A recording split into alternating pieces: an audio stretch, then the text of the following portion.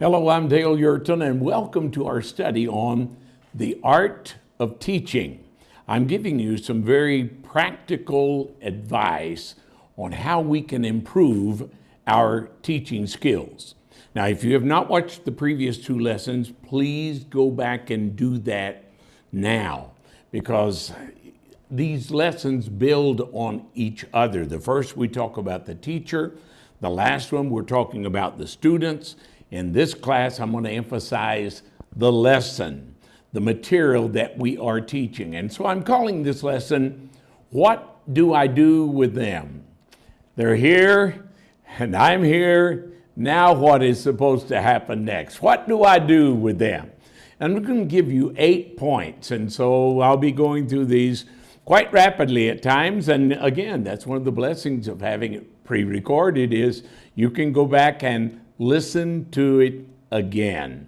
I know that I'm speaking up fast at times because I'm very familiar with this material. It's things I've learned over the years and practiced for so many years. But for some of you, I recognize these may be some new ideas for you. So there's nothing wrong with going back and listening to the lesson again. Point number 1, identify your students. Very important to identify the class, who it is that you're teaching. See, you need to choose a style of teaching that relates to the students. A good teacher adapts to the students rather than expecting the students to adapt to them. No, you've got to go where they are. The prophet Ezekiel said it like this, I sat where they sat. And he's simply giving us a leadership principle. You can't lead anyone that you don't identify with. You've got to go to them to take them where you want to go. So choose a style of teaching. And I'm going to give you several different styles here. And I would encourage you, use different styles, rotate them, and use them to help keep your class interesting. Group discussion is a good one. Group discussion, it works best in smaller groups. If you have large groups, it doesn't work as well. And here is one of the reasons, is because the larger the group grows, the more there's a tendency of a few students that tend to dominate the conversation. Now, they're not being bad students. That's just their personality, to be very vocal and very outspoken, very bold, sometimes even aggressive. And if you're not careful, you won't be leading the class. They will be leading the class. And so use group discussion, but be careful the way that you do it. Here's a second style, question and answer. Again, with question and answer, we're expecting response from the students, so be sure to ask good questions. I'm talking about ask questions that don't make the students look ignorant. That's always a mistake. Ask questions you know that they're going to have some information concerning this. They're going to be able to answer the question. Ask good questions. If you ask the wrong questions, you'll get the wrong answers. Another thing in asking questions is move around the room. Ask different students the questions. Why? The same reason as a group grows. A few people will be dominating the class, and there's some students that's always got their hand up. They're always, I know. But what about the quiet student? It doesn't mean they don't know anything. They just simply may be shy. So what you do as a teacher, you've got to be the leader. Ask the question personally to different students so that you keep a few from dominating the class. Another good style is using drama. Now, I would caution you here, if it's going to be something that's quite a large drama, you need to give them opportunity to practice their roles and give them instruction. So keep the drama simple. What you're trying to do is visualize the lesson and let them act out the different roles. Another one, a good style of teaching, is what we call brainstorming. It's getting them, asking them a question about it and see how many ideas they can come up with. Brainstorming is a good way to make them think and discover new ideas. So in the brainstorming, it's always good to use some good questions just to keep them on target, keep them on track, so that the lesson keeps moving forward. Now here's the second thing I want to share with you concerning what am I going to do with them. Target teaching. Target teaching. You should always think this way, and I'm going to restate this same principle in several different ways because I want you not only to get and understand what I'm saying, but to be able to remember it. One of the best targets is unity. Unity means you focus on one made theme. It's impossible to lead people in two different directions at the same time. It cannot be done. So choose where you want to go and then focus on that. Keep coming back to the main theme that produces unity in the classroom. Another one is emphasis. Emphasis. And you can see already I've been using repetition is a good way to emphasize. And I will continue to do so because I want you to get the principle and to be able to put it into practice. So one principle I've learned is to emphasize everything is to emphasize nothing. You have to pick and choose the things that you want to emphasize. And I know I can hear someone saying right now, but there are several good points in this lesson and several good things. Then maybe you ought to make it into 3 or 4 lessons. Don't try to emphasize everything or you end up emphasizing nothing. Direction. In other words, the lesson should be leading us somewhere. We're going somewhere, just as we are in life. Life is a journey. We're not just staying in one stagnant spot. No, we're moving. We are going somewhere. The world around us is going somewhere. So we've got to determine our destination.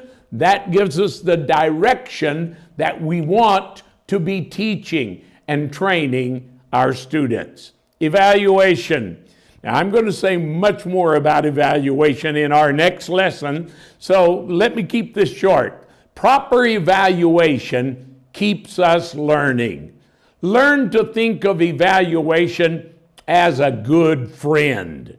Anything that will make you think is your friend. And so evaluation is one of the best tools that we have as teachers. Everything we do should be evaluated. Now, let's go to my third point I want to talk about. The third point, I'm going to call it hitting the target. You not only have to have a target, but you've got to hit the target. Here's some things that you can do. Be brief. Don't just keep talking on and on. Don't monopolize the discussion. Now, as teachers, we have to be careful here because the truth of it is every good teacher likes to hear themselves teach. Every good preacher likes to hear the sound of their voice preaching. It's just the way that we are created, the way that we are made. You've got to be careful that you don't monopolize the class.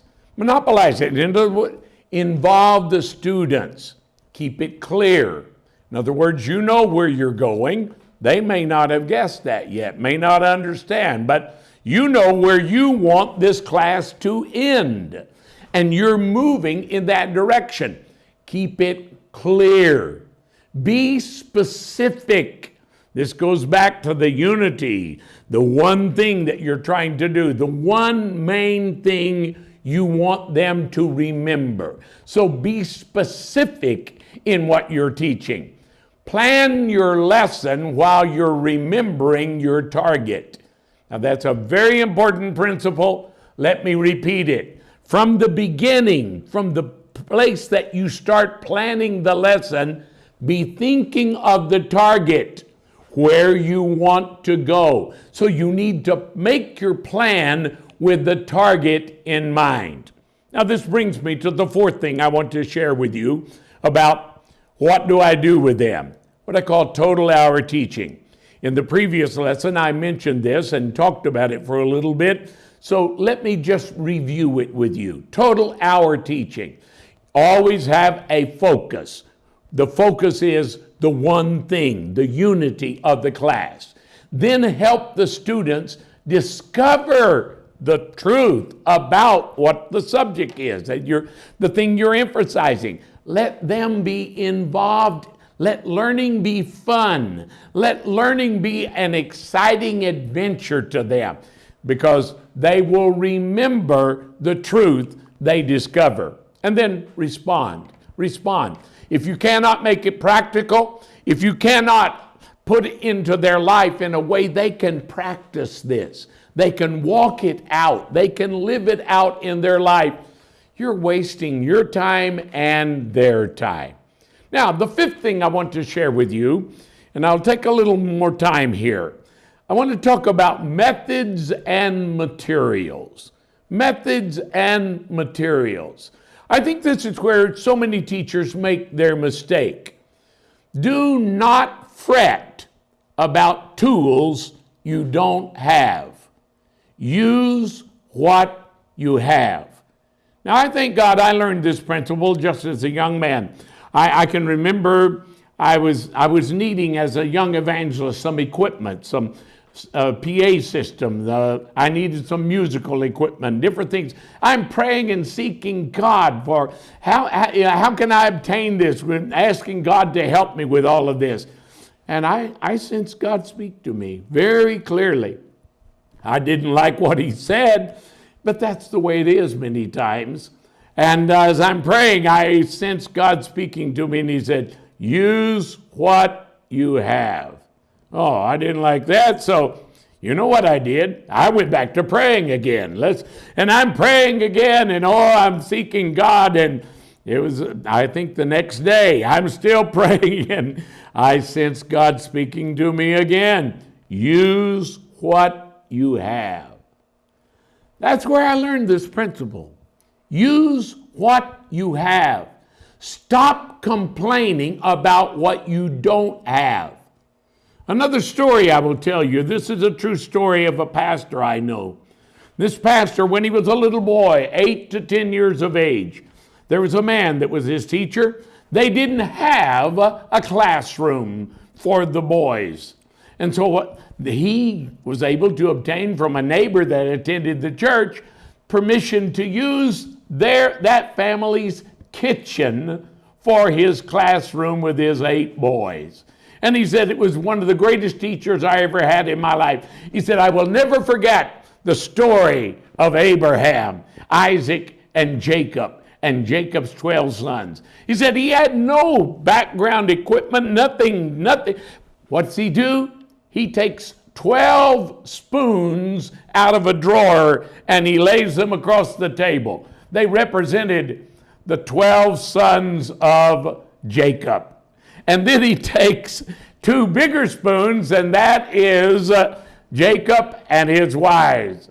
Then he takes a small pot and another small pot. That is now Isaac and Rebekah, the grandparents of these boys.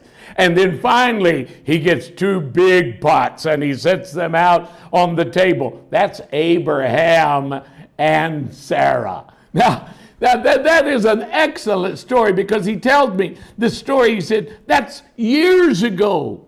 But I still remember the story that he taught us about Abraham and his family, and how God made a nation out of them, and the 12 tribes of Israel.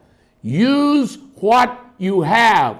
Stop complaining about what you don't have. Become creative.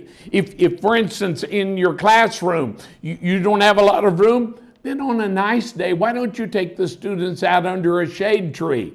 Get a rock and let that rock become the chair for the student to sit on. See, our limit is only limited by our creativity. Use what you have. Now, when you're teaching, stay within your students' ability to understand. Talk about things that they know about, because all knowledge is built upon something you have previously learned. So start where they are and add to their knowledge. Now, recognize your own limitations as a teacher. There's some things that you don't do well. For instance, I am not a good singer. My daughters, I have 2 daughters, and they've told me several times, Daddy, you just preach. Let Mama sing. And so that's what you can do. Bring in someone into your classroom that's got a guitar that sings well. Let them sing a special number. The children will love it. Stay within your limits. Use visual aids. Now, in using visual aids, I recognize that some of us, we don't have the money to buy a lot of things, but you can take a piece of paper and draw a picture. You can let them color the picture and then post that on the wall. Make it something special for them. The reason we use visual aids is because 40% of our students are visually oriented. That's the reason I use PowerPoints. If you can show them a picture, they understand. Someone has said, a good picture is worth 1,000 words. I agree. Why don't we use one? Now, in your lesson preparation, start early each week in preparing. The reason is because you're going to have things in the week that's going to interrupt your schedule, things that you were not planning on, and if you don't start early, you will not finish. It's a good discipline. Use each day for more preparation and develop your own plan, what works best for you. Read the Bible, read the study books, develop other materials. Each day have different things that you are preparing. What I'm simply trying to emphasize to you is answer the call for excellence. Develop the best class you can. Don't be in competition with anybody else. Compete with yourself to be the best teacher that you can be. Now here's the 6th point. Encourage your students to learn. Some of them will be very hesitant about this. If they're good readers, introduce them to good books. Show them a good book and even loan them a good book, and be sure ask them to bring it back and then give you a report on what they have read. Introduce them to good movies. Many good stories have been turned into movies that you can use those to instruct them.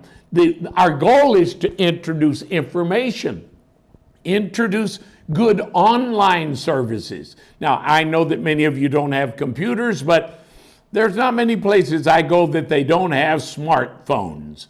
And those smartphones can link up to the internet and they can find excellent resources. Guide them through that. Now, this brings me to my 7th point I want to talk about. This one is the physical environment of the classroom. Create a learning environment. Now, again, you're the teacher. You are responsible for 85% of the success of this class depends on the teacher. And if you don't do a good job, your students aren't going to learn much. Learn to decorate the room where you're teaching. It can be your neighbor, the family's kitchen. It doesn't matter. Whatever they'll permit you to do in that classroom, decorate it on the eye level of the student. Now, we forget about this as adults many times, that most children are walking around looking at our stomachs because they're not tall enough to look us face to face. Or the little children, they're looking at our knees. And we forget that at times.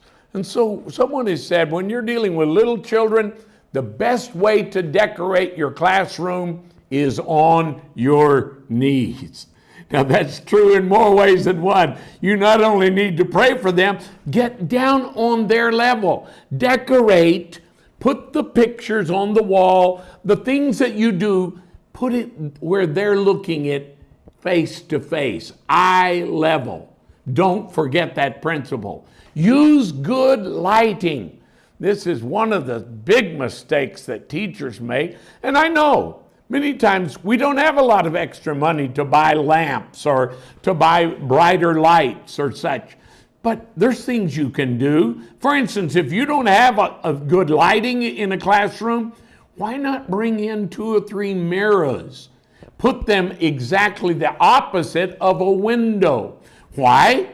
The light that comes from the window is now reflected back across the class. And you are using that single source of lighting 2 ways now, simply by using a good mirror that's positioned in the right place. If you're in a place that you have a door that doesn't have a window, then maybe you need to open the door and let some light in. It's very important because they will not be able to see well. If they can't see, they can't read. They can't see what you're trying to teach them.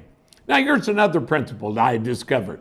Decorate with pastel colors for a calming effect. I've given you a picture here of that, what I mean by pastel colors. In other words, no bright colors, no bright reds, bright yellows. Make it calm colors. Why? Because these little ones, they've got more energy than you and I have. And if you decorate the room with brilliant colors, you're hyping up their emotions and creating more discipline problems for yourself as a teacher. So be wise. They love color, but use colors that have a calming effect. If you're providing some kind of snacks for them to eat, and I would encourage you to do that. It doesn't have to take a lot of money. Take simple things, but something they can munch on, because some of your students haven't had a good breakfast, and you have to keep that in mind. Many discipline problems could be solved. The child could sit still if they had something in their stomach, but their empty stomach keeps driving them. They're looking for foods, what they're looking for. They may not be able to describe it to you, but use snacks to help them. But I caution, make sure they are sugarless snacks.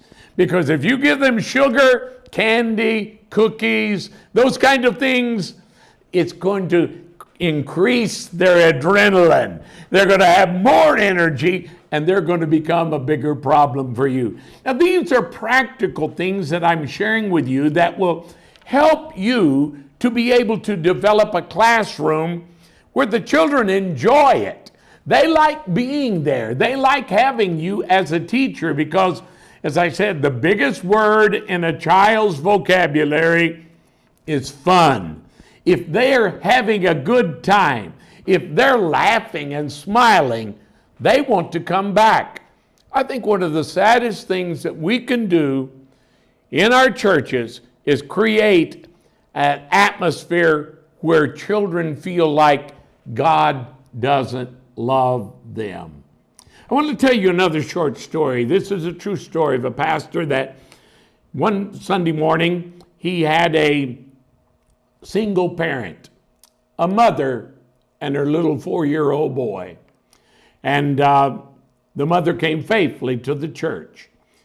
He greeted them with a smile. He reaches down and shakes the hand of the little boy and tells him how good he looks and how much he's growing, and just smiling while he's doing it. He heard the little boy turn to his mother and say, as they walked away from him, the pastor heard the little boy say, "Mama, God was happy today."